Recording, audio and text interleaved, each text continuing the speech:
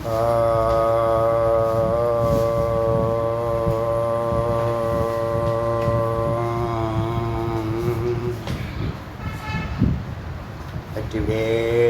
முருகனுக்கு ஏக குரு ஸ்ரீ ஸ்கந்த குருவே நமः. வந்தே குரு பரம்பரா. குரு பிரம்மா குரு விஷ்ணு குரு தேவோ மகேஸ்வரः குரு சாட்சாத் பரபிரம்மா தஸ்மை ஸ்ரீ குரவே நமः.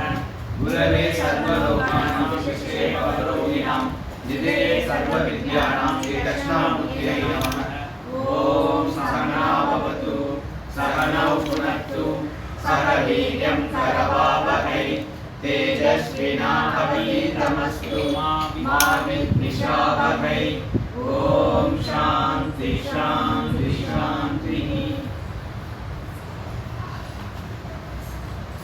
முருகப்பெருமானுடைய கருணையினால்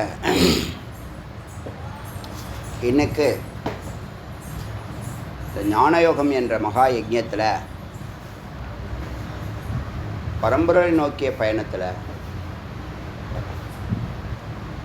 மகாவிஷ்ணு முத்திகோபனிஷத்தில் அனுமனுக்கு செய்த உபதேசப்படி ஒரு உபனிஷத்து கேட்டே நீ முக்தி பெறலாம், அது தவிரனா 10 உபனிஷத்தை சிரவணம் பண்ணு, அதுக்கப்புறம் 32 உபனிஷத்தை சிரவணம் பண்ணு, அதுவும் உனக்கு ஆகலை அப்படின்னு சொன்னால் 108 உபனிஷத்தையும் சிரவணம் பண்ணுன்னு சொல்லி அந்த லிஸ்ட்டை அவர் கொடுக்குறார். 108 உபனிஷத்து என்னன்னுங்கிறத லிஸ்ட்டை அவர் கொடுக்குறார். அதை ஆதாரமாக நாம் எடுத்துக்கிட்டு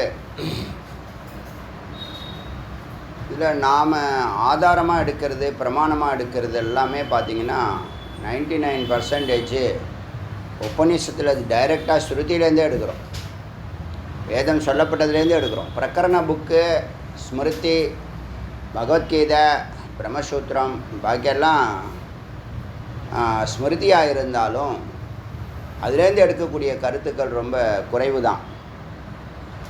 அப்போ நாம் எடுக்கிறதும் அடியன் பேசுகிறதும் 100க்கு 100 இல்லை 100க்கு 99% டைரெக்டாக உபநிஷத்துலேருந்து தான் எடுக்கிறோம். மந்திரங்கள் சொன்னால் அவங்களுக்கு புரியாதுங்கிறதுக்காக மந்திரங்கள் சொல்லாமல் ஒரு அகண்ட பார்வையை பார்க்குறோம். வேல் தான் நமக்கு மாடல். வேலுடைய தத்துவம் ஞானம். ஒரு மனிதனுக்கு ஞானங்கிறது, மெய்ஞானம் சொல்லக்கூடிய மெய்யறிவுங்கிறது பிரம்ம ரகசியம், பிரம்ம வித்யா, ராஜவித்யா, குஹ்ய வித்யா அப்படின்னு சொல்லக்கூடிய இந்த பிரம்மஞானம் முதல் பார்வையில் அகண்டும், 2வது பார்வையில் ஆழமாகவும், 3வது பார்வையில் நுட்பமாகவும் வேல் போல் இந்த ஞானத்தை நம்ம அள்ளி பருகணும்னு சிந்தித்து முடிவெடுத்து அதுபடி தான் போயின்னு இருக்கோம். இப்போ அவர் சொன்னபடி 108 உபநிஷத்தையும் பார்த்தா தான் இந்த யுகத்துக்கு சாமானியனுக்கு சம்சாரிக்கு புரியுங்கிறதுனால 108ஐயும் தமிழ் பண்ணணும்னு ஒரு சிந்தனை வந்துச்சு. அன்னையிலேருந்து இன்றைக்கு வரைக்கும் தொடர்ந்து சொல்லி தான் நம்ம ஒவ்வொரு உபநிஷத்தாக தமிழ் செய்துக்கிட்டே வரோம். இந்தியாவில் இது வரைக்கும் யாரும் செய்யாத ஒரு அரிய பொறுப்பை முருகப்பெருமான் நமக்கு கொடுத்து வழி நடத்துகிறார். அவரே செய்கிறாருன்னு தான் என்னுடைய உள்ளுணர்வு. அது இவ்வளவு தாமதமாக செய்தாலும் ரொம்ப ஸ்ட்ராங்காக செய்ய போகிறாருங்கிறது என்னுடைய அனுமானம், எதிர்பார்ப்பு. அப்படியே அந்த 108 உபநிஷத்தையும் தமிழ் செய்கிறதுனால முதல்ல ஒரு அகண்ட பார்வை, பிரம்மத்தை பற்றிய அகண்ட பார்வை, ஜகத்தை பற்றிய அகண்ட பார்வை, ஜீவனை பற்றிய அகண்ட பார்வை நிச்சயமாக ஒரு சாமானியனுக்கு புரியக்கூடிய எளிய தமிழில், பேச்சு தமிழில், இலக்கிய தமிழ் அல்ல, பேச்சு தமிழ், ஒரு சாதாரண ஒரு கான்வர்சேஷனாக இதை நம்ம பேசிக்கிட்டே வரோம். நிறைய பேர் பாராட்டுறாங்க, நிறைய பேர் நன்றி சொல்கிறாங்க, நிறைய பேர் ஆனந்த நிலையை அனுபவம் பண்ணிக்கிட்டு இருக்காங்க. பல கேட்டகரியில் ஏதோ ஒரு விதத்தில் மகிழ்ச்சி அடைகிறாங்க, வெளியூரோ இல்லை வெளிநாட்டவராக இருந்தால் ஒரு நாள் இல்லை ஒரு நாள் நிச்சயமாக குமரன்குன்றம் குரோம்பேட்டை, சென்னை குரோம்பேட்டை குமரன்குன்றம் முருகப்பெருமான் சுவாமிநாத சுவாமியை வந்து சந்திப்பாங்கன்னு நான் நம்புகிறேன். அது இல்லாமல் தமிழ்நாடு ஃபுல்லாக இருக்கக்கூடிய எல்லா டிஸ்ட்ரிக்ட்லையும் இருக்கக்கூடியவர்கள் பிரம்மஞானம் வேணுமா, எளிமையாக தெரிஞ்சுக்கணுமா, நீங்கள் நம்பி வரலாம், குரோம்பேட்டு வரலாம். இப்போதைக்கு தங்கும் வசதி அந்த வசதி இந்த வசதியெலாம் ஏற்படுத்த முடியாது. யாராவது உற்றார் உறவினர் வீட்டில் தங்கி ஒரு வாரமோ 10 நாளோ 1 மாதமோ நீங்கள் இதை சிரவணம் பண்ணிட்டு போகலாம். கட்டணம் நீங்கள் விரும்பினால் கொடுக்கலாம், இல்லை வேணாலும் கொடுக்காமலும் போகலாம். இங்கே இந்த ஞானம் பரவணுங்கிறது தான் நோக்கமாக வச்சுருக்கோம். எதிர்காலம் நிறைய மேன்மை பெறும். அது ஒரு பக்கம் இருக்கட்டும். இப்போ இந்த அகண்ட பார்வையில் 108 உபநிஷத்தில் ஒவ்வொரு நாள் கொஞ்சம் கொஞ்சமாக நாம் மெதுவாக ப்ராக்ரெசிவாக கிராஜுவலாக இந்த பரம்பரையில் நோக்கி அறிவை கிட்டத்தட்ட 88%. இப்போ 89வது படிக்கட்டில் கால் எடுத்து வைக்க போகிறோம். இந்த உபநிஷத்து கிருஷ்ண யஜுர்வேதத்தினுடைய உபநிஷத்து கிட்டத்தட்ட 256 மந்திரம் இருக்குது. பெரிய உபநிஷத்தாக இருக்குது. யாரும் இதை தமிழ் பண்ணலை, நம்ம பண்ண போகிறோம். தமிழ்நாட்டில் யார் உபநிஷத்து தெரிஞ்சுக்கணுன்னு விரும்பினாலும் பிரம்மரகசியத்தை அறியணும், இல்லை முக்தியை நோக்கி பயணிக்கணும். ஏன்னா அதில் இருக்கிற விஷயங்கள் அமிர்தம். அப்போ குமரன் வேதம், ஸ்ரீ குமரன் வேதம் ஒரு என்சைக்ளோபீடியாவாக இருக்கும், அவங்கள வழி நடத்தும். முதல் ரவுண்டே சொல்கிறேன். 2வது ரவுண்டு தத்துவமசிங்கிற தலைப்பில் ஒரு 1000 ஆடியோ பேச போகிறோம். அதுக்கு முன்னாடி நேற்று நான் சொன்னேன் இல்லையா, சிரவணம் ஸ்தூலமாக இருக்குது, சூக்ஷ்மமாக இருக்குது. மனனம் ஸ்தூலமாக இருக்குது, சூக்ஷ்மமாக இருக்குது. நிதித்தியாசனம் ஸ்தூலமாக இருக்குது, சூக்ஷ்மமாக இருக்குது. இப்போ நீங்கள் 10,000 மந்திரங்கள் ஒரு உபநிஷத்துக்கு 100 மந்திரம்னு கணக்கு போட்டாலும் 100 உபநிஷத்துக்கே 10,000 மந்திரம் வந்துடும். இப்போ 108னா 11,000 மந்திரம் வருதுன்னு வச்சுங்களேன். 11,000 மந்திரத்தையும் அடியேன் வந்து 1000 வாக்கியங்களாக உருவாக்கணும்னு சொல்லியிருக்கேன். அது ரொம்ப எளிமையான விஷயம். 10,000 மந்திரத்தை படிக்க மாட்டான், 1000 மந்திரத்தையாவது படிச்சிருவானா கேட்டுருவானாங்கிற ஒரு கேள்வியில் இன்னும் அதை எளிமைப்படுத்தி இந்த 1000 மந்திரங்கள் ஆந்திர மகா வாக்கியங்களை பேசினதுக்கப்புறம் பிராக்யான் பிரம்முங்கிற கருத்தில் ஒரு 1000 வார்த்தைகளாக மாற்றி வெறும் 1000 வார்த்தைகள், அதிலே பிரம்மஞானம் அவனுக்கு ஸ்புரிக்கும். அந்த 1000 வார்த்தையை இன்னும் எளிமைப்படுத்தி துரிய நிலையில் துரியங்கிற பேச்சில் துரியங்கிற டைட்டிலில் 100 மந்திர வார்த்தைகளை அவன் அலசி ஆராய ஆரம்பித்தானா அந்த 100 வார்த்தைகளே அவனை முக்திக்கு அழைச்சிட்டு போகுங்கிறத உறுதிப்படுத்துகிறேன். உழைப்பு அதில் நிறையா இருக்கு, ஆனால் மகிழ்ச்சி தருது. எனக்கு ரொம்ப உற்சாகமும் உத்வேகமும், நான் தியானம் பண்ணுறதை விட, சிரவணம் பண்ணுறதை விட, நிதித்தியாசனம் பண்ணுறதை விட உங்களுக்காக இந்த மந்திரங்களை எடுத்து எழுதுகிறேன் பாருங்கள். அதாவது எடிட் பண்ணுவேன். இப்போ இது வரைக்கும் அடுத்த ரவுண்டுக்கான தத்துவமசிக்கான பேச்சுக்கான மனனத்துக்கான பேச்சுக்கான மந்திரங்களை இது வரைக்கும் 23 உபநிஷத்துக்கான மந்திரங்களை செலக்ட் பண்ணியிருக்கேன். அது தனியாக டைரி போட்டு எழுதிட்டுருக்கேன். அதுக்கு 1 மணி நேரம் செலவு பண்ணுறேன். எல்லா நாளும் முடியறதில்ல, சந்தர்ப்பம் கிடைக்கும் போதெல்லாம் செலவு பண்ணிகிட்டே வரேன். நான் சொன்ன மாதிரி நீங்கள் சிரவணம் பண்ண ஏன்னா இது ஞானம். இது இந்த செகண்டில் சொல்லுவாங்களே, ஒரு ஃப்ராக்ஷன் ஆஃப் செகண்ட்ஸ்ன்னு சொல்லுவாங்க. இந்த மின்னலுடைய அந்த ஸ்பார்க்கு அந்த மாதிரி தான் முக்திங்கிறது. அப்படி தான் நான் பார்க்குறேன். ஒரு செகண்டு தான், ஒரு வார்த்தை தான், என்ன அக்கிருத்தங்கிற ஒரு வார்த்தை தான் இந்த 10,000 ஆடியோ பேசணுங்கிற முடிவு எடுக்க வச்சது. இன்றைக்கி நாம் 2000 ஆடியோவை நெருங்கிட்டு இருக்கோம். ஒன்றும் வாழ்க்கைங்க தவம், ஒன்று சும்மா சாதாரண அடியான் எளிமையாக பேசுவேனே தவிர சொல்லக்கூடிய கருத்து அமிர்தம். அகிருத்தம்ங்கிற வார்த்தை நான் பேசலாமா வேண்டாமா எல்லோரும் பேசுன்னு சொல்லிட்டு வராங்க. ரொம்ப நாளாக அவங்கள ஏமாற்றிட்டு வரேன், எல்லாரையும் ஏமாற்றிக்கிட்டே வரேன். முருகப்பெருமானையும் சேர்த்து தான். ஏன்னா அவருக்கு காரணம் அவர் தான் எனக்கு பிடித்தவங்களாக பார்த்து சம்பந்தம் இல்லாதவங்க, வேதத்துக்கு சம்பந்தம் இல்லாதவங்க, ஞானத்துக்கு சம்பந்தம் இல்லாதவங்க. ஆனால் நீங்கள் பேசணுங்கிறத முக்கியங்கிறத வலியுறுத்துகிறாங்க. அவங்களாம் இப்போ கிளாஸுக்கெலாம் வரதும் கிடையாது. கிளாஸுக்கு வரணுங்கிற நோக்கத்தில் என்ன பேசவும் சொல்லலை. அப்போ சம்பந்தம் இல்லாதவர்கள் இந்த விஷயத்தை நீங்கள் பேசுங்கன்னு சொல்கிறாங்கன்னா யார் சொல்கிறா? அப்போது முருகப்பெருமான் தான் அவங்கள வச்சு சொல்கிறாரு. 2-3 வருஷம் ஆச்சு. நம்ம அதுக்கப்புறம் பேசலாமா வேண்டாமாங்கும்போது தான் இந்த திருவண்ணாமலையில் தான் அந்த அம்மன் வராகி அம்மன் தானே, வராகி அம்மன் சன்னதிக்கு முன்னாடி ஒரு 10 மீட்டர் கேப்பில் அந்த சிந்தனை, அந்த எண்ணம், அந்த வார்த்தை ஸ்பார்க்கு எனக்கு உள்ளே ஸ்புரிச்சது. அகிருத்தம்ங்கிற வார்த்தை. அகிருத்தம்னா என்னென்னா, உனக்கு நீ கற்றுக்கிட்டு ஒன்றும் பேசுகிறதுக்கு ஒன்றும் இல்லை, ஆல்ரெடி உள்ளே பூரணமாக இருக்குது. சுவாமிகிட்ட எது கேட்டாலும் உனக்கு ஏற்கனவே கொடுத்தாச்சும்பார். நான் ஏற்கனவே சொல்லியிருக்கேன், ரெக்கார்டாக இருக்குது. சுவாமிகிட்ட எது கேட்டாலும் இப்போ 1 கோடி சிஷ்யர்கள் கொடுன்னு கேட்டால் கொடுத்தாச்சும்பார், கொடுத்தாச்சுன்னு சொல்லுவார். நம்மளை நம்ப முடியாது. ஆனால் அதுதான் நடந்துக்கிட்டு இருக்கு. லாஜிக் இல்லாத மேஜிக்கு நிறைய விஷயங்கள். அது பேசுகிறதெல்லாம் ரெக்கார்ட் ஆகிறதுனால நீங்கள் எதிர்காலத்தில் எடுத்து பார்க்கும்போது உங்களுக்கு ஆச்சரியம், இப்போ ஆச்சரியம் இருக்காது. இப்போ சந்தேகமும் ஒரு குழப்பமும் இருக்கும், எப்படி சொல்கிறாருன்னு. அதுதான் லாஜிக் இல்லாத மேஜிக்.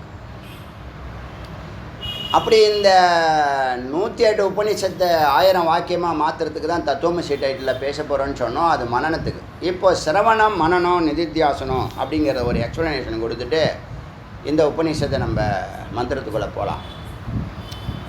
இப்போ நாம் யார்? சித்து. பரம்பொருள் யார்? சத்து.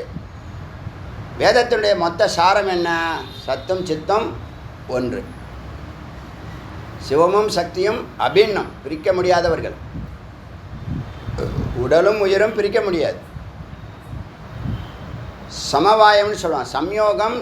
சம்யோக சம்பந்தம், சமவாய சம்பந்தம், அத்தியாச சம்பந்தம்னு சொல்லுவாங்க. இந்த சம்பந்தத்தை 3 விதமாக சம்பந்தம்னா நெருக்கம், தொடர்பு, உறவு. அது எப்படின்னு கேட்டால், சம்யோக சம்பந்தம்னா மிக்சர் மாதிரி. காராச்சேவு, உங்களுக்கு பிடிச்ச மாதிரி பேசணும், அதனால் புரியும். காராச்சேவு, அதில் மணிக்காரா பூத்தி, வேறு என்ன வேர்க்கடலை, நம்மளால சொல்லுவார், கம்முன்னு இருக்காரு, போண்டா, முந்திரி, அதெல்லாம் சேர்க்குறோம், யோகம் பண்ணுறோம், சேர்க்குறோம், முடிஞ்சால் அதை பிரிச்சிடலாம். இது ஒரு சம்பந்தம், உறவு.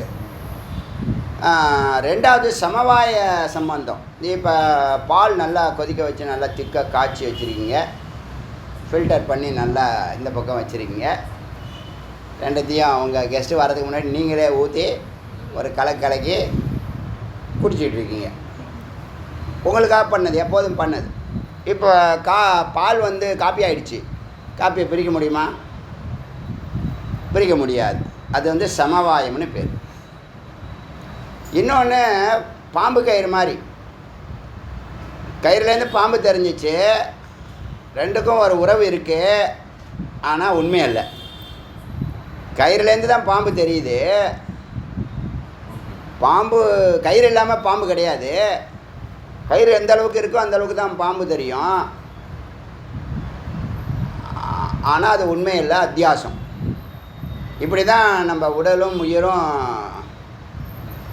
இருக்குது. அதில் நிலையானது உயிர், நிலையற்றது பஞ்சபூதங்கள் சொல்லக்கூடிய உடம்பு. இப்போ நாம் இந்த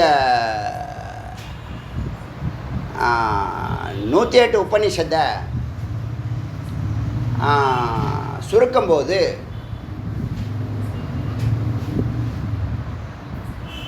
முதல் ரவுண்டில் அகண்ட பார்வையில் குரு உங்களுக்கு உபதேசத்தை பண்ணிகிட்டே வராரு. இப்போ நீங்கள் யார்? சித்து. பரம்பொருள் யார்? சத்து. புரியறதுக்காக சொல்கிறேன். சத்து உங்களுக்குள்ளே ஆனந்தமாக இருக்குது. 3 விஷயம்: சத்து, சித்து, ஆனந்தம். சத்து, நான் இருக்கிறேன், எப்போதும் இருக்கிறேன், எங்கும் இருக்கிறேன், எல்லாவற்றுக்குள்ளேயும் இருக்கிறேன். அதில் 2 புரிஞ்சிருக்கும், 2 புரியாது. அப்புறம் விசாரம் பண்ணும்போது புரியும். சித்து நான் அறிவாக இருக்கிறேன், உணர்வாக இருக்கிறேன். சித்து ஆனந்தம் நான் ஆனந்தமாக இருக்கிறேன். இதை அர்த்தம் சொல்லியிருக்கோம். இதை வேதத்தில் இன்னொரு வாக்கியமாகவும் சொல்லுவாங்க. அஸ்தி பாதி பிரீத்தின்னு சொல்லுவாங்க. அஸ்தி அது இருக்குது, எப்போதும் இருக்குது, எங்கும் இருக்குது, எல்லாவற்றுக்குள்ளும் இருக்கிறது. காட்ஸ் பார்ட்டிகள், அதான் இருப்பு, அதான் சத்து, அதை அஸ்தின்னு சொல்லுவாங்க. இருக்குன்னா அஸ்தி, இல்லைன்னு சொன்னால் கடவுள் இல்லைன்னு சொன்னால் நாஸ்தின்னு சொல்கிறோம் இல்லையா, நாஸ்திகன்னு சொல்கிறோம் இல்லையா. அஸ்தி நாஸ்தி, அது மாதிரி அஸ்தினா இருக்கிறது. பாதி ரெண்டாவது பாதி, பாத்தினா விளங்குகிறது, பிரகாசிக்கிறது. சைத்தன்யம் சித்து, அறிவு இருந்தால் தான் விளங்கும், அறிவு இல்லைன்னா விளங்காது, ஜடமாக இருக்கும். அறிவு இருந்தால் தான் விளங்கும். அப்போ அஸ்தி இருக்கிறது, பாத்தி விளங்குகிறது, பிரீத்தி அன்பாக இருக்கிறது, சுகமாக இருக்கிறது. இந்த குழந்தை மேலே ரொம்ப பிரீத்தி அப்படின்னா என்ன அர்த்தம்? ஒரு தாய் தன்னுடைய குழந்தை மேலே பிரீத்தி, அன்பு இருக்குது, பாசம் இருக்குது, நேசம் இருக்குது, பற்று இருக்குது, எல்லாம் பிரீத்தியை புரியும். முக்கியமாக அன்பை தான் அது குறிக்கிறது. அதுதான் அன்பு, அறிவு, ஆனந்தம்னு சொன்னோம். எப்படி சொத்தினாலும் இதே. ஆனால் சச்சிதானந்தத்துக்கு ஞானிகள் வெவ்வேறு இடத்துல வெவ்வேறு வார்த்தைகளை பயன்படுத்துகிறாங்க. இப்போ இந்த சச்சிதானந்தத்தை அறியறதுக்கு நிச்சயமாக புண்ணியம் பண்ணியிருக்கணும், முதல் பாயிண்ட்டு. ஈஸ்வர கிருபா வேணும், ரெண்டாவது பாயிண்ட்டு. நீ புண்ணியம் இருந்தால் தான் ஈஸ்வரன்கிட்ட போயிட்டு ஈஸ்வர கிருப்பைக்காக எனக்கு குரு வேணும் கேட்ப. அப்போ அவர் குரு கிருப்பா, ஈஸ்வர கிருப்பா குரு கிருப்பா கொடுக்கும், குரு கிருப்பா சாஸ்திர கிருப்பா கொடுக்கும், சாஸ்திர கிருப்பா மறுபடியும் ஈஸ்வர கிருப்பா கொடுக்கும். இப்போ யார் கேட்குறா? சித்து கேட்குது. யார்கிட்ட கேட்குது? சத்துக்கிட்ட இருக்கிறது. இப்போ சத்து எங்கும் இருக்குது, நமக்குள்ளேயும் இருக்குது. எப்படி இருக்குது? ஒரே வார்த்தையில் சொன்னோம்னா ஆனந்தமாக இருக்குது. இப்போ இந்த மூணு விஷயத்தில் ரெண்டு விஷயத்தை நீங்கள் டைரெக்டாக உணர்றீங்க. நான் இருக்கிறேங்கிறத ஒத்துக்கிறீங்க, நான் அறிவாக இருக்கிறேன்னு ஒத்துக்கிறீங்க, நான் ஆனந்தமாக இருக்கிறேங்கிறதுக்கு லிங்க் வேணும்னு சொல்கிறார் குரு. குரு என்ன சொல்கிறாரு? நீ இருக்கிறேங்கிறத சொல்கிறாரு, நீ அறிவாக இருக்கிறேன்னு சொல்கிறாரு. ஆரம்பத்தில் இதெல்லாம் நீங்கள் சிந்திச்சிருக்க மாட்டீங்க. குரு சொல்கிறாங்க. சிந்திக்க ஆரம்பிக்க பல நாள் கேட்க என்ன பண்ணுறீங்க? அது நல்லா விசாரம் பண்ணி, ஆமாம் நான் இருக்கிறேன், எப்போதும் இருக்கிறேன், தூக்கத்துலேயும் இருக்கிறேன் அப்படிங்கிறத ஒத்துக்கிறீங்க. அப்புறம் நான் எல்லாத்தையும் அறிகிறேன், அதையும் ஒத்துக்கிறீங்க. நான் ஆனந்தமாக, உன்னுடைய சொரூபம் ஆனந்தம்ப்பா, ஏன்ப்பா நீ துக்கமாக இருக்க, எதுக்கு கவலையாக இருக்க, அவன் முறக்கட்டையை போய் கண்ணாடியில் பாரு, எதுக்கு இவ்வளோ முகத்தை உம்முன்னு வச்சுருக்க, இது மாதிரி வச்சுருக்க, அது மாதிரி வச்சுருக்கன்னு சும்மா கிண்டல் பண்ணுறாருன்னு வச்சுங்க. அப்போ என்ன அர்த்தம்? அவன் ஆனந்தமாக இல்லைன்னு அர்த்தம். அவனுடைய சொரூபம் என்ன? அவன் ஒரு சக்கரை மாதிரி, இனிப்பு, அமிர்தம், ஆனந்தம், இத்தனை குவாலிட்டி அந்த உயிருக்கு இருக்குது. ஆனால் அது என்ன பண்ணுது? அது தான் இனிப்புன்னே தெரியல, அது சர்க்கரையை தேடிக்கிட்டு இருக்கு. சர்க்கரை இனிப்பை தேடுகிறது, அல்லது இனிப்பு சர்க்கரையை தேடுகிறது. தான் சர்க்கரைங்கிறத அது மறந்து இருக்கிறது, மறந்து தான் இருக்கே தவிர அதோடைய சொரூப்பம் அதுக்கு தெரியும். மற்றவங்க அதை கிள்ளி சாப்பிட்லாம். சரி, ஒரு அம்மா, ஒரு குழந்தை. இந்த குழந்தைக்கு அம்மா எப்படி இருப்பாங்க? குழந்தைக்கு அம்மா எப்படி இருக்குது? குழந்தைக்கு எப்படி தோணும்? அதுக்கு ஆனந்தமாக தோணுமா தோணாதா? அவங்களுக்கு தான் ஆனந்தம்னு தெரியல, ஆனால் குழந்தைக்கு அவங்க ஆனந்தம்னு தெரியுது. அப்பா அவர் எப்போதும் சிடுன்னு இருக்கார், கோபமாக இருக்கார், வேகமாக இருக்கார், கடுகடுன்னு இருக்கார். அதெல்லாம் ட்ராமா. அதெல்லாம் உள்ள கல்லுக்குள்ளே ஒரு ஈரம் இருக்குது, அது குழந்தைக்கு தெரியும். அங்கே அவர் அதை காமிக்கவே மாட்டார். குழந்தைகிட்ட எப்படி தான் இருப்பார், அந்த ஈரத்தை தான் காமிப்பார். கடவுளே பிரிய தர்சனாயன்னு முருகப்பெருமானே தனக்கு வேண்டப்பட்டவன், தனக்கு பிரியமானவனை கேட்டு தான் தன்னை காமிக்கிறார். அதே மாதிரி தான் குருவும் சிஷ்யன்ட்ட மட்டும்தான் தன்னை காட்டுவாங்க. அதுக்கு சிஷ்யனை அவன் மாறணும். அவன் ஒரு அகங்காரத்துலேயோ அவர் ஒரு மதப்புலையோ, மதம்னு சொல்லுவாங்க, அதில் இருந்தாருன்னு அவங்களுக்கு ஒன்றும் புரியாது. பிரம்மமும் அப்படி தான், பிரம்ம ஞானமும் அப்படி தான்.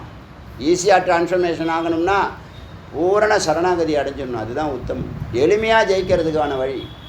நமஸ்காரம் பண்ண துரியத்துக்கு உங்கள் உயிர் ஏறுது. நேற்று பார்த்தீங்களா, அங்கே உட்கார்றேன், ஒரே நமஸ்காரம். நேற்று நைட்டு நடந்தது. நல்ல விவரம் தெரிஞ்ச விஷயஞானி, நல்ல பிரம்மஞானம் உடையவர், நமஸ்காரம் பண்ணவர். நேற்று சாஷ்டாங்க தண்டவத்தை நமஸ்காரம் சொல்கிறேன். என்ன காரணம்? துரியத்துக்கு ஏறும். வேதம் சொல்லுது. இப்போ இந்த சித்து சத்தை தொடர்பு கொள்ளாமல் இருக்கிறதுனால சதா என்ன பண்ணுது, தன்னுடைய பலம், அறிவு, ஆற்றல், அன்பு, அமைதி, ஆனந்தத்தோட கனெக்ஷன் இல்லாமல் கட்டாயிருக்கு. இப்போ நீங்கள் ஆனந்தங்கிறது உங்களுக்கு தெரியல, குழந்தைக்கு தெரியுது. எப்படி? அது தொடர்பு கொள்ளுது, உங்களுடைய ஆள் மனதோடு அது தொடர்பு கொள்ளுதா இல்லையா?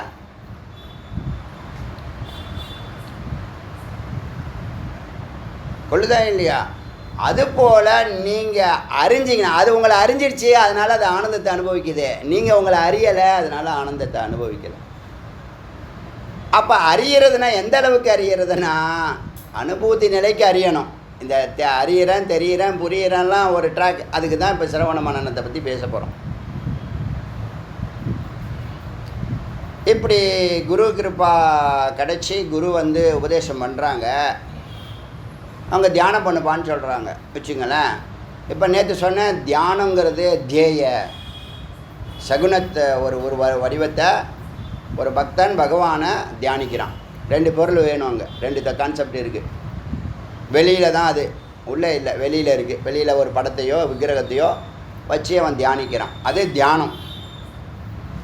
ஆனால் ஞானம் சித்து சத்தை கவனித்தால் அது தியானம். சித்து சத்தை அறிந்தால் அது ஞானம். தியானம் பங்கப்படும், கட்டாகும், நின்று போகும். ஞானம் நின்று போகாது, வந்தால் வந்தது தான், கேட்டது தான். உள்வாங்கன்னா உன்னோட உயிரோட கலந்து போயிடும்.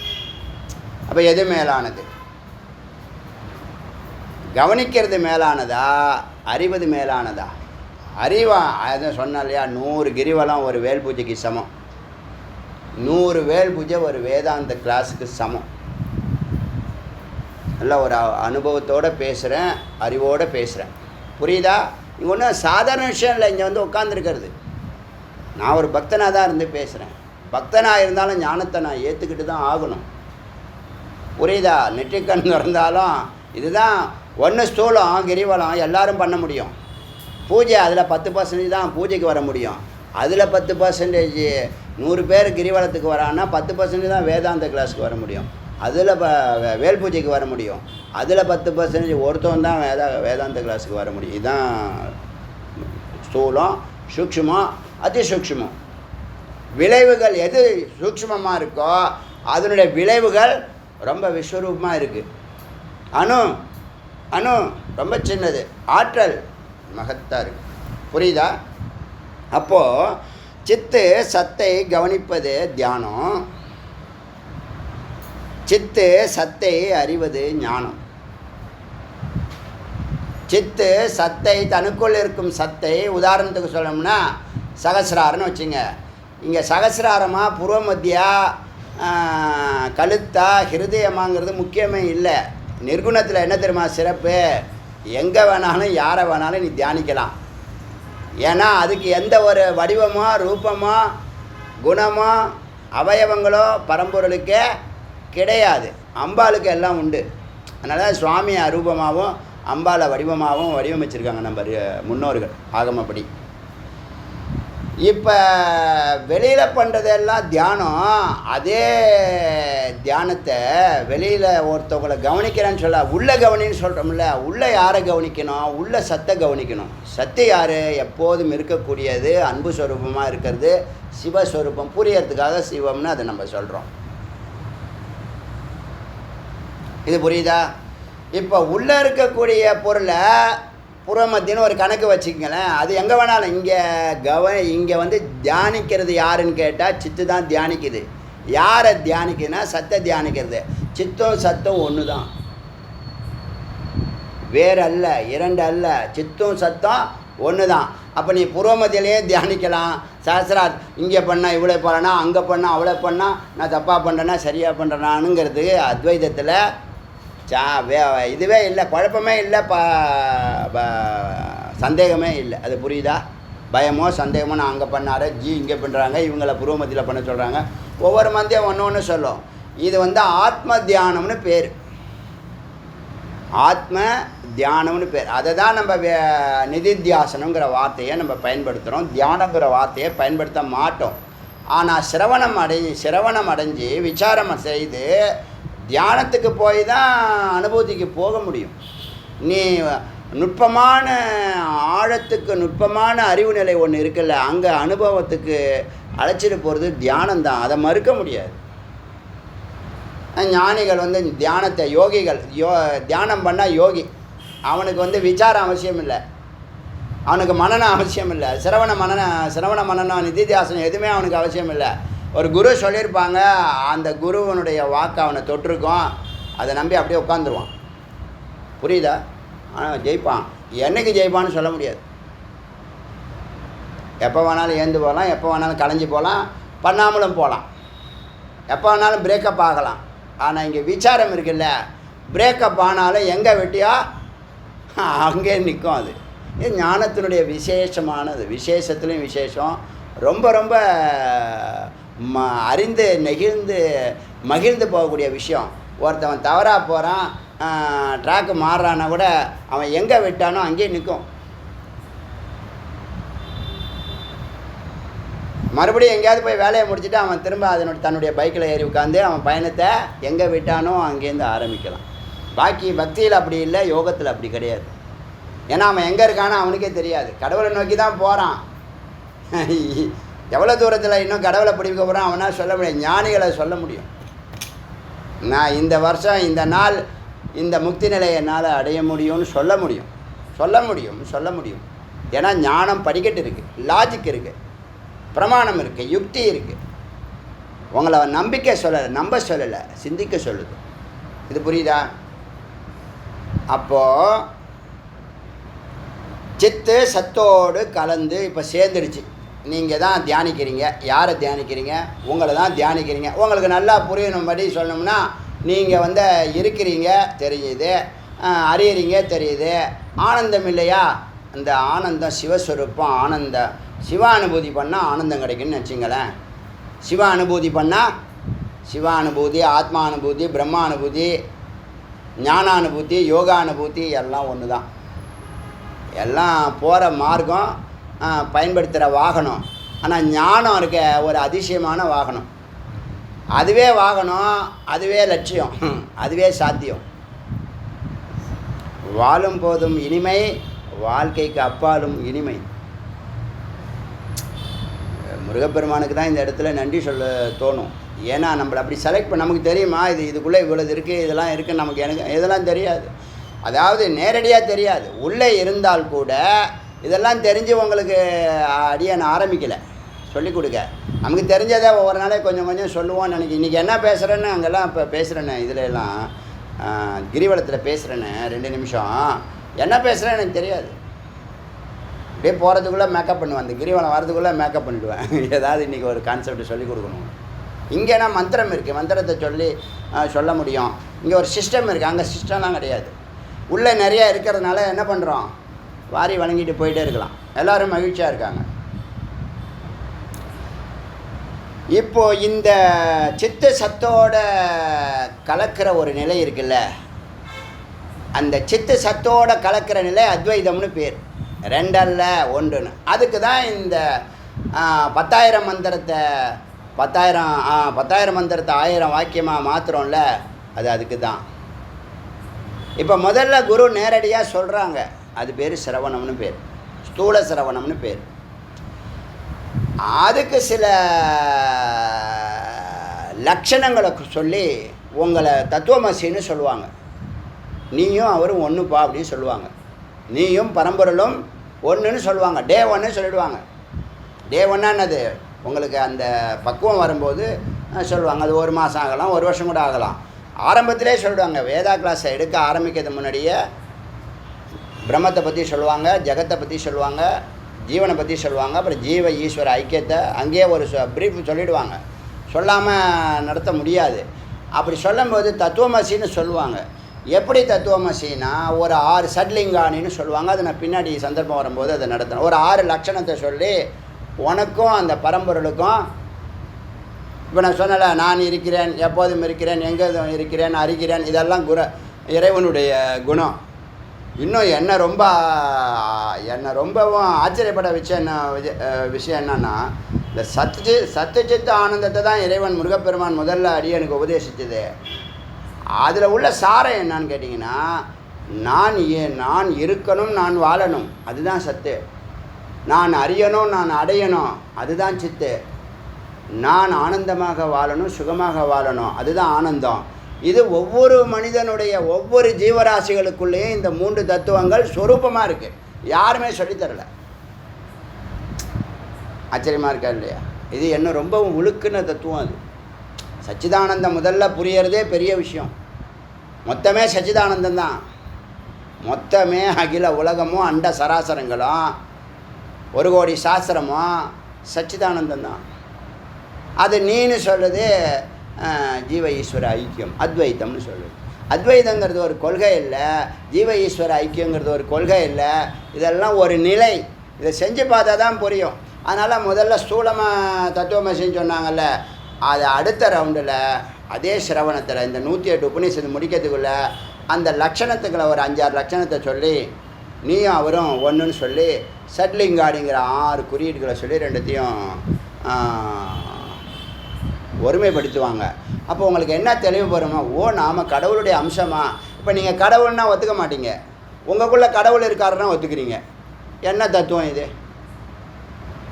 உங்களுக்குள்ளே கடவுள் இருக்காருன்னா ஒத்துக்கிறீங்க, அப்போ நீங்கள் கடவுள்னா ஒத்துக்க மாட்டீங்க. இதை நமக்கு மாற்று கருத்து உடையவன்லாம் இப்படி தான் பைத்தியக்காரனா என்ன பண்ணுவான், ஆர்கியூமெண்ட் போனான், தன்னையே கடவுள்னு சொல்கிறாரு.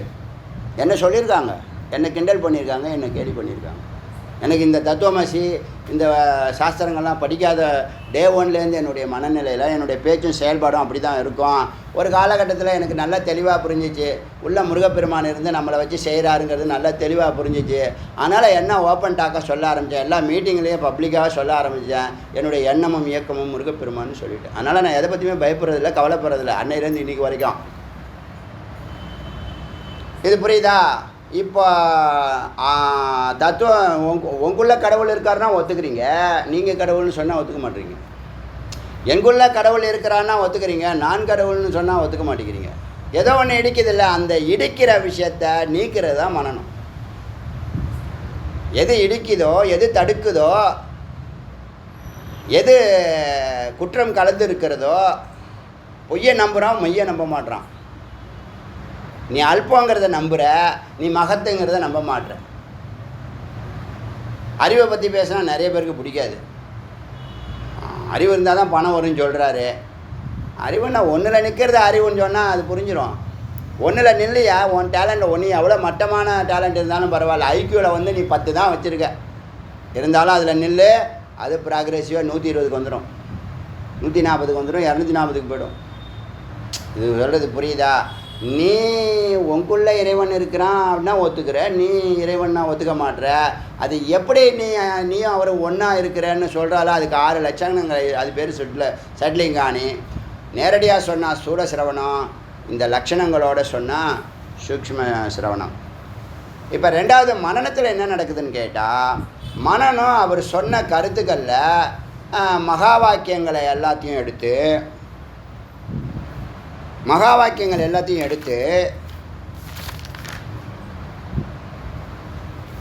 லாஜிக்கோட உங்களுக்கு எடுத்து சொல்லுவாங்க. லாஜிக்காக சொல்லுவாங்க. இந்த காரணம், இந்த நிலை, இந்த உதாரணம் சொன்னல. நேற்று ஒரு மாதுளம்பழத்தில் 100 முத்துக்கள்னு சொன்னல. இப்போ முத்துக்கள் அதில் உள்தோல் வெளித்தோல் 3 பார்ட் இருக்குது அதில். ஆனால் மாதுளம்பழம்னு ஒன்று தானே சொல்கிறோம். அதில் உள்ள முத்துக்கள்லாம் எடுத்துட்டா மாதுளம்பழம் எங்கே இருக்குது? சரி, அதை தோலை கம்ப்ளீட்டாக உரிச்சிட்டா மாதுளம்பழம் எங்கே இருக்குது? எல்லாம் சேர்ந்தால் தானே மாதுளம்பழம். மாதுளம்பழம்னு தனியாக இருக்கா? மாதுளம்பழம் அந்த மாதுளம்பழத்தில் எங்கே இருக்குதுன்னு கேட்டால் என்ன சொல்கிறது? அது மாதிரி ஒரு பெரிய வட்டத்தில் நாமெல்லாம் முத்துக்கள் மாதிரி அணுக்களாக இருக்கோம். எல்லாம் ஒரே சொரூபம், ஒரே குணம், ஒரே சிம் கார்டு நெட்வொர்க்கு தான் அந்த தோல்னு வச்சுங்களேன், மாதுளம்பழத்தோல். இது புரிஞ்சிச்சா? இப்போ இதுக்கு உதாரணங்கள் நுட்பங்கள் எல்லாத்தையும் எடுத்து அப்பப்போ பேசியிருக்கோம். அதெல்லாம் இன்ட்ரோ கிளாஸ் தான். விசாரம் பண்ணக்கூடிய தருணங்கள்லாம் பின்னாடி வருது, நம்ம பேசுவோம். சந்தேகமே இருக்காது. நெருப்பு சுடுங்கிற சந்தேகம் இருக்குமா? அது மாதிரி அகம் பிரம்மாஸ்மிங்கிற நீ தத்துவமசின்னு குரு சொன்னார்ல, அதில் எந்த சந்தேகமும் உனக்கு இருக்காது. அகம் பிரம்மாஸ்மி இல்லை தத்துவமசின்னு குரு சொன்னார்ல, அதில் எந்த சந்தேகமும் இருக்காது. அங்கே எது கலந்துருக்கோ, ஒரு கோல்டில் காப்பரை சேர்த்து ஆபரணங்கள் செஞ்சாங்க. இப்போ கோல்டில் உள்ள காப்பரெல்லாம் தனியாக நீக்கிறாங்க, கோல்டு மட்டும் தனியாக உருக்கி எடுத்தாச்சு. இப்போ கோல்டு மட்டும் இருக்கு. அந்த கோல்டு மட்டும் இது கோல்டு அல்லாதது காப்பர் அப்படிங்கிறத பிரித்து பார்க்குறது மனனம். அதில் எந்த சந்தேகம் இருக்காது. அங்கே நீங்கள் என்ன பண்ணுவீங்கன்னா, இவ்வளோ நாள் எவ்வளோதோ வெட்டி பேச்சு, யாரோ நண்பர்கள் என்னென்னமோ எங்கெங்கேயோ இடத்துக்கு போனோம் வந்தோம், எத்தனையோ காரியங்கள் செயல்படுத்தினோம், எல்லாம் அனாவசியம்னு தெரியும். புரியுதா? இந்த மெய்ப்பொருளை அடையிறத முதல்ல செய்யாமல் பாக்கி இவ்வளோ நாட்கள் இவ்வளோது எனர்ஜியை, மணியை, டயத்தை ஸ்பெண்ட் பண்ணிட்டோமே, லைஃப்பை விட்டுட்டோமோ, ஆஹா நம்ம ஏமாந்துட்டோமா, ஒரு 10 வருஷத்துக்கு முன்னாடி பார்த்துருந்தா நல்லா. இப்போ உங்கள் எல்லாருமே சொல்லியிருக்கீங்களே, உங்களை ஒரு 10 வருஷத்துக்கு முன்னாடி பார்த்துருந்தா நல்லாயிருக்கும். நான் முருகன்ட்ட அப்படி தான் முருகப்பெருமான்ட்டேன். ஏன் இதை நான் 22 இயர்ஸில் நான் உள்ளே வந்தேன். அப்பயே இதை ஆரம்பிடான்னு சொல்லியிருந்தா, வேல் பூஜை நாளைக்கே ஆரம்பின்னு 3 வாட்டி சொன்னேன். வேத விசாரத்தை ஆரம்பின்னு 30 வாட்டி சொன்னேன். எப்போ சொல்லணும்? வந்த அன்றைக்கே கையில் கொடுத்து இந்தா சச்சிதானந்தம் எல்லாருக்கும் சொல்லியிருக்கலாம்ல. எனக்கு வருத்தம். இந்நேரம் 1 கோடி சிஷ்யர்களை உருவாக்கி தமிழ்நாட்டில் பாதி அளவுக்கு பிரம்மஞானம் அப்படி காற்றுல அப்படியே உபநிஷத்து எல்லார் மைண்ட்லேயும் ஓடின்னு இருக்கோம். எல்லோரும் முதல்ல இதை சிந்திப்பான். கண்டிப்பாக முதல்ல இதை சிந்திப்பான். இதை இன்னும் பருகலை, இன்னும் விழிக்கலை. விழிச்சாங்கன்னா இதை தான் முதல்ல பருகுவாங்க. அமிர்தத்தை விட்டு மற்றதை சாப்பிடுவாங்களே. அப்புறம்லாம் செகண்டு தான், வேறு எது சாப்பிட்டாலும். எனக்கு கூட அந்த கேள்வி இருக்குது, என்ன பண்ணுறது? அதுக்கு ஒவ்வொரு காலகட்டங்கள் கணக்கு வச்சுருக்கான். அதெல்லாம் கடந்து தான் நம்ம செயல்படணும். அப்போ இங்கே லாஜிக்கோட, பிரமாணத்தோட, உதாரணங்களோட உங்களுக்கு எடுத்து சொல்கிறது ஸ்தூல மனனம். இப்போ நான் அதை பேச போகிறேன். ஒரு 1000 ஆடியோ பேசுகிறேன்னா, அந்த 1000 ஆடியோ எத்தனை முறைக்கு கேட்கலாம் சொல்லுங்கள் பார்க்கலாம். கரெக்டாக சொல்லுங்கள் பார்க்கலாம். எனக்காக சொல்லக்கூடாது. மனன்னு சொன்னால், குரு சொன்ன தத்துவமசின்னு குரு தத்துவமசின்னு சொன்னாங்க, வேதம் சொல்லுது. அது எந்த அளவுக்கு உண்மை அப்படிங்கிறதுல எது தடையாக இருக்குது, அந்த சந்தேகங்களெல்லாம் நீக்கிறதுக்கு குரு பேச போகிறாங்க. அந்த உபாதிகளெல்லாம் நீக்கி, உபாதிகள்னு சொல்லக்கூடிய அத்தியாசங்கள் சொல்லக்கூடிய குப்பைகளை எல்லாம் நீக்கி சத்தியங்கிற, அதாவது மெய்யும் பொய்யும் கலந்துருக்கு இப்போது. அதனால் உங்களுக்கு நம்பிக்கை வரமாட்டேங்குது, அனுபவம் வரமாட்டேங்குது.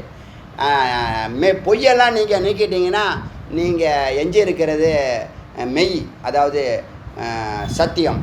அந்த இடம் அங்கே இந்த பிரம்மத்தை பற்றிய அனுபவம் ஏற்படும். முதல் ரவுண்டில் அறிவு ஏற்படும்.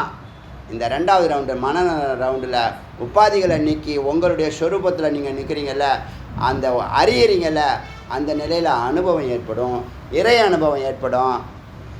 வேதம் சொல்கிறதெல்லாம் சத்தியங்கிறது புரியும்,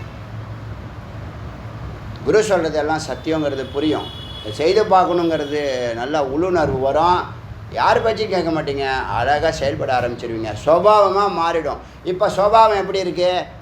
ஆகாரம், விகாரம், மைத்துனம், பயம், மரணம் தானே இருக்குது. அந்த சுபாவம் மாறி ஈஸ்வர ஐக்கியமாகி நான் ஒரு உயர்ந்த சக்தி உடையவன், அன்பு ஸ்வரூபம், ஆனந்த ஸ்வரூபம், அமைதி ஸ்வரூபங்கிறது சுபாவமாக மாறும். அது எங்கன்னா அங்கே தான் மனனம்.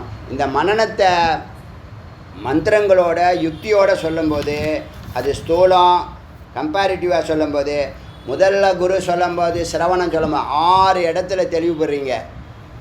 108 உபநிஷத்து 10,000 மந்திரத்தை 1000 வாக்கியமாக மாற்றி, இப்போ 108 உபநிஷத்தாக மாற்றி, இப்போ 6 படிக்கட்டுக்கு வந்துட்டோம். 6 படிக்கட்டுக்கு வந்துட்டோம். 6 படிக்கட்டு தான் ஸ்தூலம், சிரவணம், சூக்ஷ்ம சிரவணம். ஸ்தூல மனனம், சூக்ஷ்ம மனனம், ஸ்தூல நிதித்தியாசனம், சூக்ஷ்ம 6 தத்துவம். இந்த 6 எங்கே திரும்ப அழைச்சிட்டு போகுது? முதல்ல நீங்கள் அச்சீவ் பண்ண வேண்டிய விஷயம் சர்வஜ்யங்கிற ஒரு நிலை. அறிவில் பிரம்மத்தை பூரணமாக அறிகிறேன் அப்படின்னு சொல்லக்கூடிய ஒரு நிலை இருக்குல்ல, அது பூரணமாக அறியறது. பிரம்மத்தை அறியும் போது ஜகத்தை நீங்கள் பூரணமாக அறிவீங்க, ஜகத்தை பூரணமாக அறியும் போது ஜீவனையும் பூரணமாக அறிவீங்க, ஜீவனை பூரணமாக அறியும் போது பரம்பொருளையும். மூணுமே ஒன்று தாங்கிறது புரியும். ஒன்று நிலையாக இருக்குது, ஒன்று அலையாக இருக்குது, ஒன்று நுரையாக இருக்குது. அந்த பையன் கமெண்ட்டு, நீங்கள் சாமானிய ஆள் இல்லை ஜி அப்படின்னு போட்டிருக்காங்க. படிச்சிங்களா அதில்? நீங்கள் சாமானியமாக பேசுகிறீங்கன்னு. இறங்கி பழகிறது பிடிக்கும். அது எப்பயுமே ரொம்ப ப்ரௌடு காட்டக்கூடாது. இருக்கிறத இல்லாததை இருக்கிறதா காட்டக்கூடாது. இருக்கிறத வேணால் மறைச்சிக்கலாம், தப்பு இல்லை. யாருக்கும் எந்த நஷ்டமும் இல்லைன்னு சொன்னால் நம்மளை மறைச்சிக்கிறது சிறப்பு தானே. ஒரு மந்திரமே இருக்குது, அது தேவாக. அப்போ என்னது ஒரு மந்திரம், தேவர்கள் பரோட்ச பிரியாக தேவாகான்னு ஒரு வாக்கியம் இருக்குது. தேவர்களாக இருக்கிற தேவகுணம் இருக்கிறவங்க, தெய்வகுணம் இருக்கிறவங்க வெளிப்படுத்திக்க மாட்டாங்க, தன்னை மறைஞ்சு தான் செயல்படுவாங்க.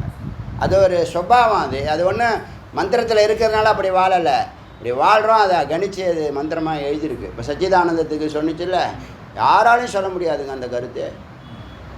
அரிய கருத்து அது. யாராவது சொல்லிக்கிட்டு இருக்காங்களா என்னவோ எனக்கு தெரியாது. இதெல்லாம் ரொம்ப நுட்பமான விஷயம். இப்போ இந்த 1000 6 ஆயிடுச்சு. 6 இடத்துல உங்களை தெளிவுபடுத்துது.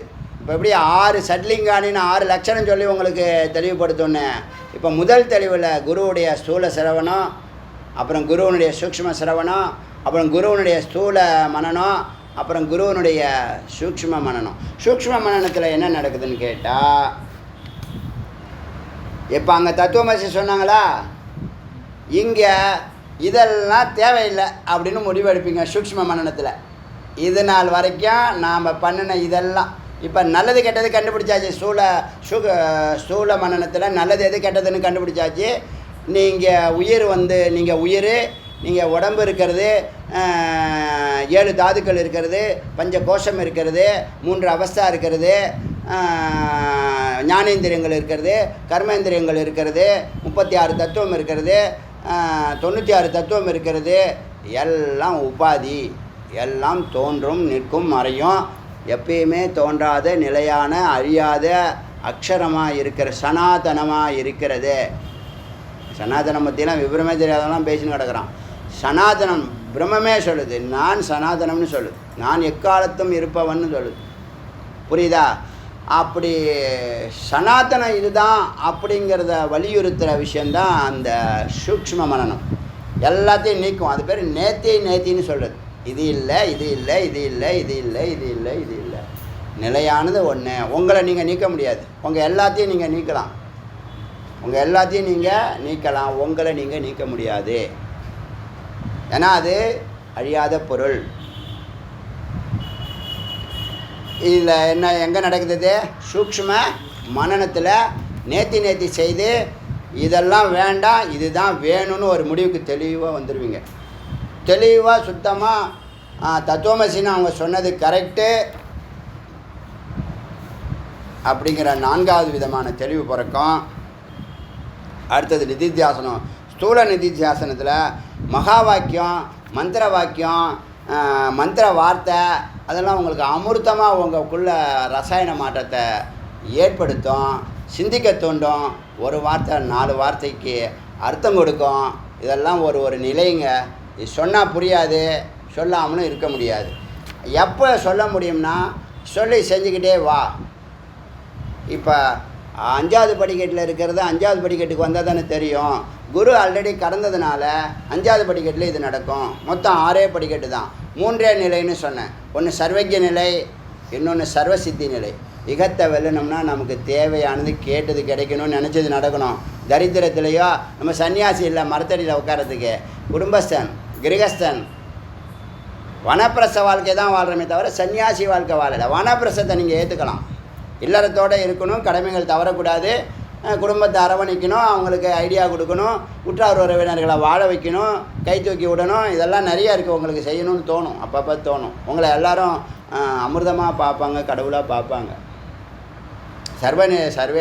சர்வேஸ்வர நிலை தொட்டாலே மக்கள் உங்களை பிச்சிடுவாங்க. ரமணரை தேடி 18 படியும் சுற்றி சுற்றி வருமா பிரார்த்தனைக்காக. சுவாமிகிட்ட சொன்னால் உடனே நடக்குது அப்படி சொல்லுவாங்களாம்.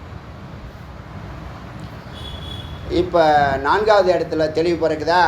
என்ன தெளிவு பிறக்குது? தத்துவமசிங்கிற தெளிவு க்ளீனாக அவர் சொன்னது, சாஸ்திரம் சொன்னது சத்தியம் சத்தியம்னு அந்த படிக்கட்டில் நீங்கள் அதை உணர்றீங்க. 5வது நிலையில் நிதித்தியாசம், ஸ்தூல நிதித்தியாசனத்தில் மகா வாக்கியம், மந்திர வாக்கியம், மந்திர வார்த்தை இதெல்லாம் உங்களுக்குள்ளே ரசாயன மாற்றத்தை தொடர்ந்து அமிர்தமாக சுவைக்கும். இப்போ மகா வாக்கியம்னா என்னையெல்லாம் பொறுத்த வரைக்கும் ஒரு மகா வாக்கியம் கிடச்சிச்சின்னா அதையே சிந்திச்சுட்டு கிடப்பேன். அவ்வளோ மகிழ்ச்சியாக இருக்கும், அவ்வளோ மகிழ்ச்சியாக இருக்குங்க. இப்போ சுயம் ஜோதிகி அப்படின்னு சொன்னால் அவங்களுக்கு எப்படி இருக்குது? உங்களுக்குள்ளே ஒரு அணையாத விளக்கு இருக்கியா அப்படின்னு சொன்னால் எப்படி இருக்குது? இருக்குன்னு சொன்னால் பொய்யா? இருக்குல்ல, அதான் உயிர். சுயம் ஜோதி, அந்த உயிர் தானே விளங்குற விளக்கே அனந்த சக்தி, எல்லையற்ற சக்தி இருக்குது. நீ எதை நினச்சாலும் சாதிக்கலாம். சந்தேகப்படாத, குழப்பப்படாத, பதட்டப்படாத. அறிவு தான் அங்கே இருக்குது. அறிவு இல்லாததுனால தான் குழப்பம் பதட்டம்லாம். அப்போ எல்லையற்ற சக்தி இருக்கிறது. உன்னுடைய கோல் அல்பந்தான். ஆனால் அதனை அலட்சியப்படுத்தக்கூடாது, மதம் பிடிக்கக்கூடாது, சுப்பீரியாரிட்டியும் போகக்கூடாது, இன்ஃபீரியாரிட்டியும் போகக்கூடாது. ஈக்குவலிபிரியம்னு சொல்லக்கூடிய சமநிலையில் இருக்கணும். அதுதான் சாந்த நிலையை கொடுக்கும்.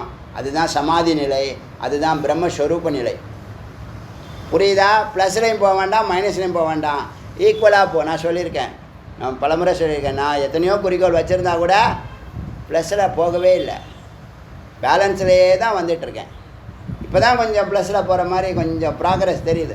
ஒரு பைக்கு வாங்கினோன்னே, ஒரு சூப்பர் பைக்கு வாங்கினோன்னே எல்லார் பார்வையும் பைக்கு மேலே. இப்படிலாம் மைண்டில் இருக்கா அவருக்கு? இன்னும் என்னென்னலாம் வரப்போகுது பாருங்கள் வெளியில். என்ன காரணம்? வாழ்ந்து காட்டணுங்க. கோயிலில் தொண்டு செஞ்சாங்க, தரித்திரத்தில் இருந்தான், குடும்பத்தை விட்டுட்டான், குழந்தைங்களெல்லாம் விட்டுட்டான், அப்படியா சொல்லுவாங்க? அப்படியா சொல்லிவிடுவாங்க? அப்படியா சொல்லணும்? இப்போ முருகனுக்கு தான் இழுக்கு. நம்ம என்ன பண்ணணும்? நம்மளால் முருகன் பேர் கெட்டு போகக்கூடாது. நம்ம கடமை என்ன பண்ணணும்? தவறவே கூடாது. நமக்கு கடமை இல்லையா? எல்லாம் இருக்குது, சந்தர்ப்பத்தையாக காத்துட்டுருக்கோம். அஃபர்மேஷன்னு பேர். இந்த இந்த இந்த உபநிஷத்தில் அந்த 3 வார்த்தையும் வருதுங்க. ஆச்சரியமாக இருக்குது. உண்மையாக பார்த்தா அந்த வார்த்தையை வெவ்வேறு இடத்துலேருந்து எடுத்து அது கனெக்ட் பண்ண வார்த்தை அது. அந்த 3 செட்டப் பண்ணுது. இதில் வரிசலாக வருது. நம்ப முடியாத அதிசயம் இந்த உபநிஷத்து. இந்த உபநிஷத்து என்னான்னு அவன் டைட்டில் கேட்பான். அவையே இப்போ வந்து மெசேஜ் போடுவான், நெக்ஸ்ட் டைட்டில் ஜி அவனு மெசேஜ் போடுவான். சரி, நான் இருக்கிற வேலையை விட்டுவிட்டு, சரி அவன் ஆர்வமாக இருக்கான், அந்த ஆர்வத்தை என்கரேஜ் பண்ணணுன்னு சொல்லிட்டு அந்த டைரி பின்னாடி எடுத்து எழுதுவேன். நான் அடுத்த உபநிஷத்து என்னான்னு பார்த்தா அது வராக உபநிஷத்துன்னு போடுது. மந்திரங்கள் எழுத போனால் இந்த இதெல்லாம் வருது. வராக ஜெயந்தியா? எல்லாமே வராங்க. ரொம்ப சிறப்பு தான். அதுதான் ஆசீர்வாதங்கிற பேர். ஆசீர்வாதம், அதான் ஆசீர்வாதம். எதுக்கு இது சொல்லுவோம்? அதில் வருதுங்க. டிட்டர்மினேஷன், ரெசல்யூஷன், அஃபர்மேஷன், அதில் வரிசையில் வருது வார்த்தைகள். எப்படி இருக்கும்? நம்ப முடியுதா? மந்திரங்களே வருது, டைரெக்டாக சான்ஸ்கிரிட் மந்திரங்களே வருதுங்க. சரி, அதுதான் மிராக்கல்னு சொல்கிறது. எதன்னு சொல்கிறது? 1 2? ஆனால் இந்த 3 வார்த்தை ரொம்ப முக்கியம். அந்த அஃபர்மேஷனுக்காக அடியன் காத்துட்டுருப்பேன். ஐ திங்க் அவதாரணான்னு பேர் அதுக்குன்னு நினைக்கிறேன். சங்கல்பம், டிட்டர்மினேஷனு,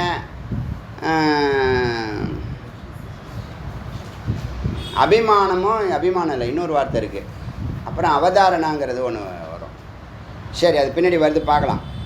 இப்போது இந்த 5வது நிலையில் மகா வாக்கியம், மந்திர வாக்கியம், மந்திர வார்த்தை எல்லாம் என்னது? உனக்கு அமிர்தமாக இனிக்கும். இப்போ நிதித்தியாசனத்தில் அதுவும் இது ஸ்தூல நிதித்தியாசனம். மந்திர வார்த்தைகளை திரும்பி பார்ப்பேன்.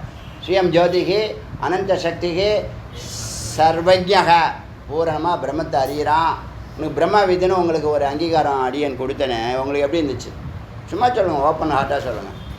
இந்த 1800 ஆடியோவும் கேட்டவங்கள, லைவாக கேட்டவங்கள, வெளிநாட்டில் இருந்தாலும் அப்டேட் பண்ணிகிட்டு இருக்கிறவங்கள அடியே நான் பிரம்ம விதின்னு அங்கீகரித்தேன். அது உங்களுக்கு எப்படி இருந்துச்சு?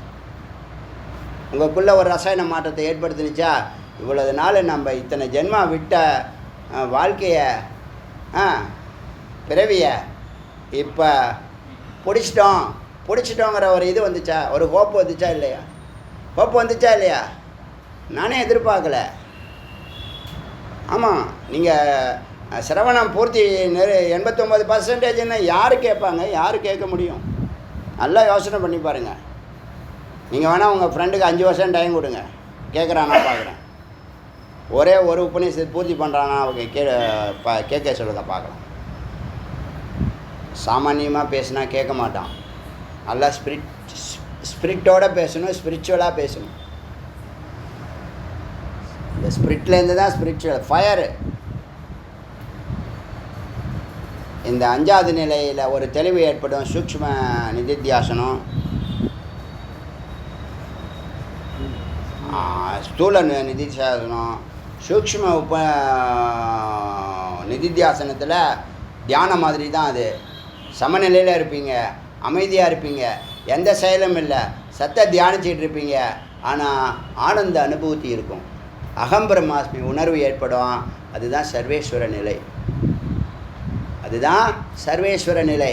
இப்போ ஸ்வயம் ஜோதிஹி அனந்த சக்திஹி ஏச சர்வஜக சர்வசித்தக சர்வேஸ்வரக. இந்த 6 படிக்கட்டை பண்பாட்டோட முறையாக தெளிவாக அவசரம் இல்லாமல் படிப்படியாக நீங்கள் வாழ்ந்து வரணும். நான் வீடு கொண்டு எழுந்துக்கும் போதெல்லாம் சுவாமி சொல்லியிருக்கேன். நான் பலமுறை, உக்காரு, எப்போதும் போல இரு, யதார்த்தமாக இரு, சாப்பிடு, தூங்கு, டிவி பாரு, ட்ரிப்புக்கு போயிட்டு வா, பூஜை பண்ணு, பசங்களோட இன்ட்ராக்ட் பண்ணு, ஏதாவது காமெடி பண்ணு, வாழ்க்கையை வாழ்ந்துக்கிட்டு வான்னு தான் எனக்கு உபதேசம். தொடர்ந்து சொல்லிக்கிட்டே ஏன் வர என்னமோ இதுதான் ஞானம், இதுதான் சமநிலை, இதுதான் சகஜ சமாதி. நீ கஷ்டப்படுங்கிற ஒன்றுமே இல்லை. கஷ்டப்படுற அறியாமை தான் கஷ்டம், அறியாமை தான் துக்கம், அறியாமை தான் தோல்வி, அறியாமை தான் எல்லா நஷ்டமும். அறிவு ஆனந்தம், அறிவு அமைதி, அறிவு தான் அன்பு. எல்லாம் அறிவில் நிற்குது. அதனால் அறிவு பிராக்யான் பிரம்மம், அறிவே பிரம்மம் அப்படின்னு சொல்கிறாங்க.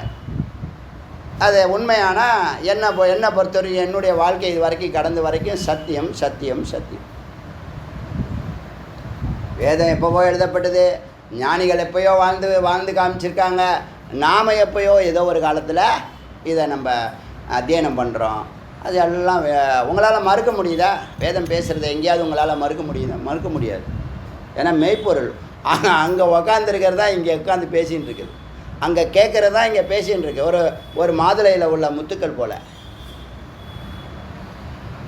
இந்த உதாரணம் எனக்கு ரொம்ப பிடிச்சிருக்கு. ஒரு வீரியத்துக்குள்ள 12 லட்சம் அணுக்கள் இருக்குது. அது எல்லாருக்கும் புரியாது, சயின்ஸு. ஆனால் இது எல்லோரும் மாதுளம்பழம் எல்லாருக்கும் தெரியும், மிக்சர் எல்லாருக்கும் தெரியும் போது, காஃபி எல்லாருக்கும் தெரியும் போது, வாட்டர் எல்லாருக்கும், பால்கோவா எல்லாருக்கும் தெரியும் போது,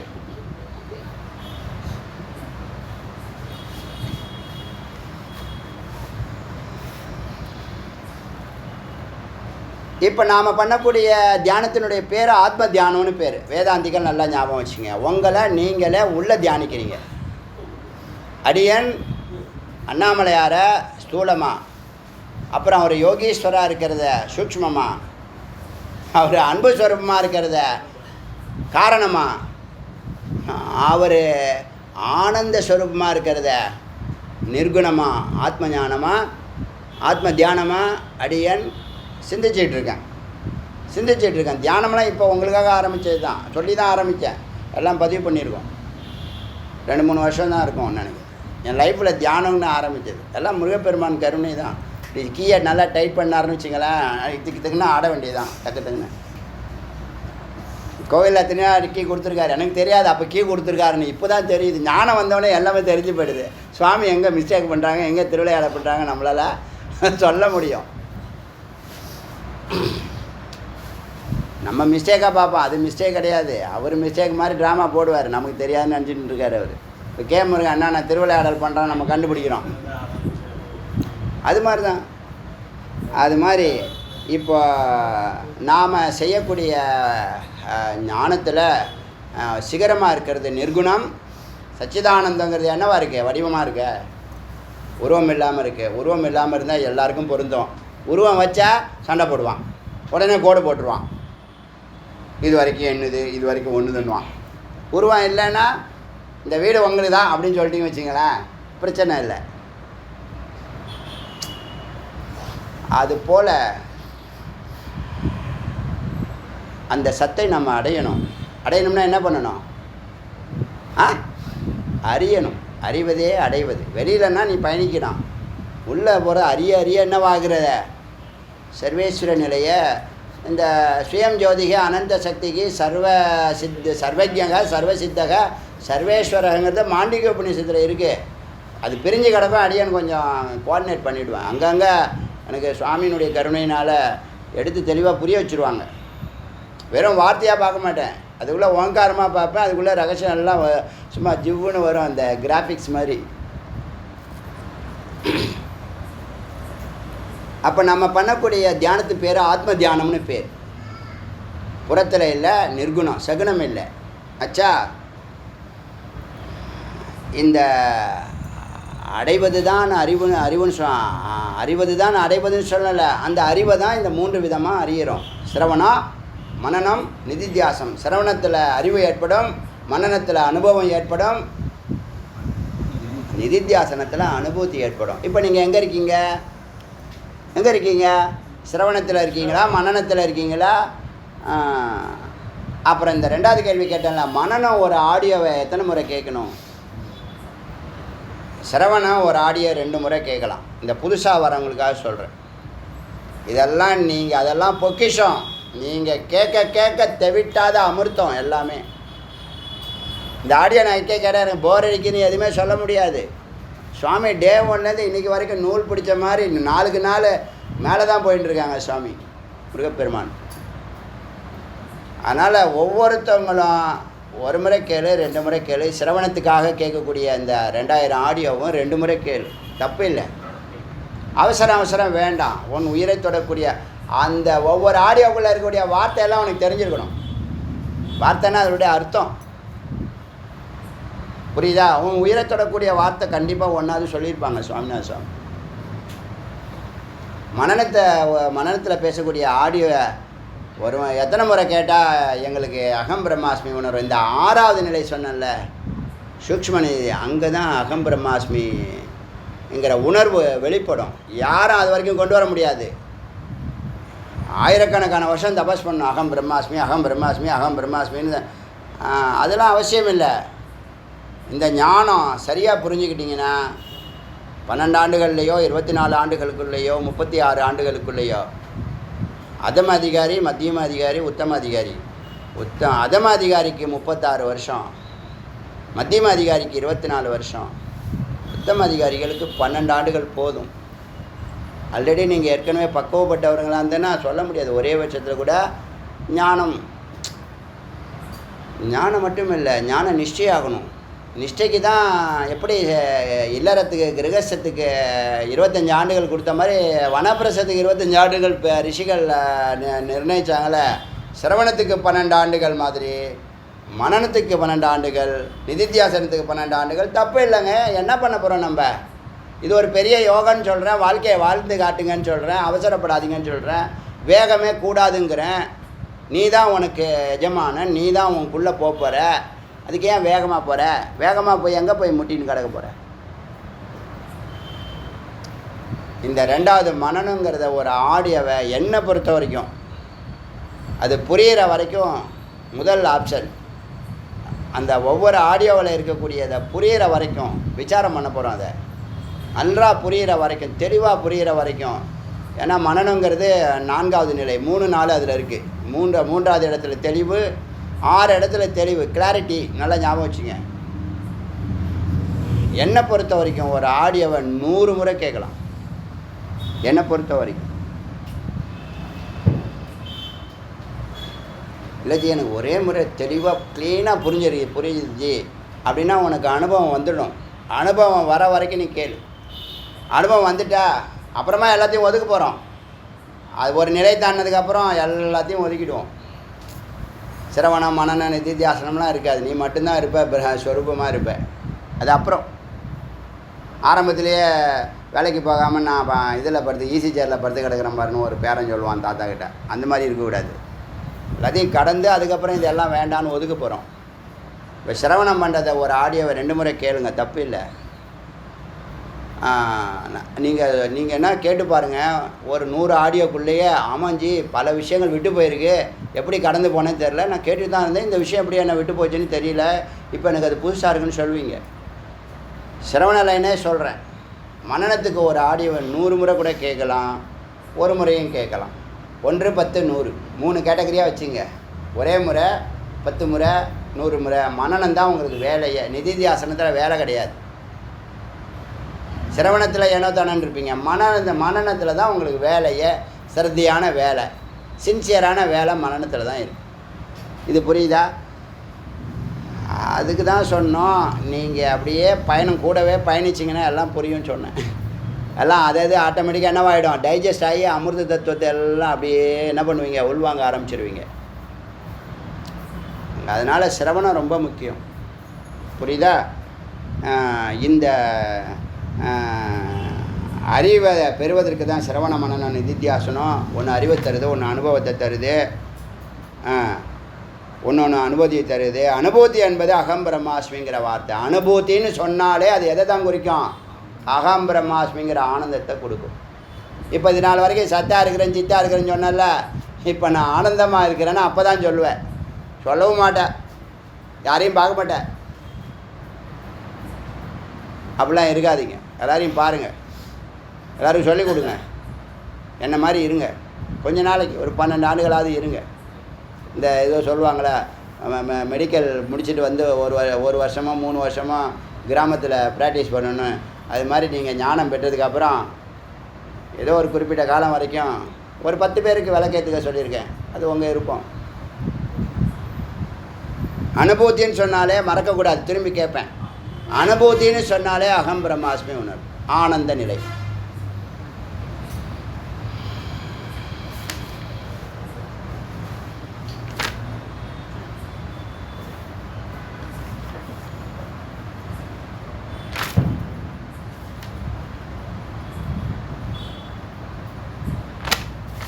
சரி, இப்போ இது ஒரு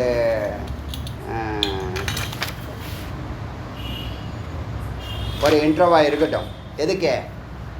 மொத்த நீங்கள் மனனத்தில் என்ன நடக்குது, என்ன செய்ய போகிறீங்கிறது உங்களுக்கு தெளிவாக இருக்கணும். எல்லாத்துக்குமே நான் ஒரு அவுட்லைன் எப்பயுமே கொடுப்பேன். மனனம் ஸ்டார்ட் பண்ண போகிறோம் கூடிய விரைவில். தத்துவமசி ஸ்டார்ட் பண்ண போகிறோம். அதனால் இதை இன்ட்ரோவாக கொடுக்குறேன். இந்த மந்திரத்தில், இந்த உபநிஷத்துலேயும் வருது. இந்த உபநிஷத்தினுடைய பேர் வராக உபநிஷத்து. நாளைக்கு வராக ஜெயந்தின்னு சொல்கிறீங்க. அதனால் நாளையிலேருந்து ஆரம்பிக்கலாம்.